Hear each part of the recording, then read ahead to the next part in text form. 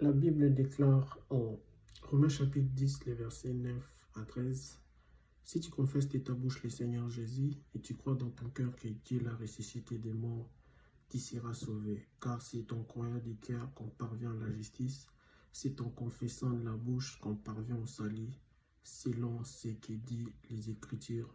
Quiconque croit en lui ne sera point confus. » Nous sommes toujours dans la lyre de la foi. Alors là, c'est vraiment les basiques de la foi.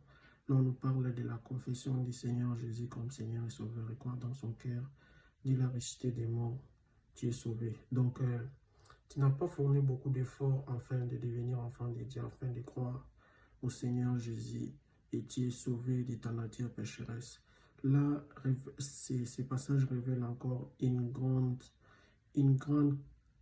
qualité de la foi, une grande révélation de la foi plutôt, parce que la foi, c'est vraiment les basiques de la vie chrétienne. Si tu n'as pas la foi, c'est vraiment compliqué. Là, ça nous parle de confesser de la bouche et croire dans son cœur. Alors, quelque part dans la Bible, il est écrit, c'est de l'abondance du cœur que la bouche parle. Ça va dans le même sens que ces passages qui dit, si tu confesses de ta bouche le Seigneur Jésus, tu crois dans ton cœur que Dieu l'a resté des morts, tu seras sauvé. J'aimerais te poser une question. Qu'est-ce qui monte dans ton cœur à chaque fois, à chaque instant?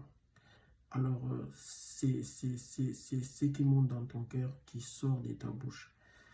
Aujourd'hui, j'aimerais vraiment t'encourager de commencer par croire dans ton cœur. Ton cœur peut être tes pensées, ton cœur peut être tes intentions, ton cœur peut être ce que tu conçois chaque jour à faire.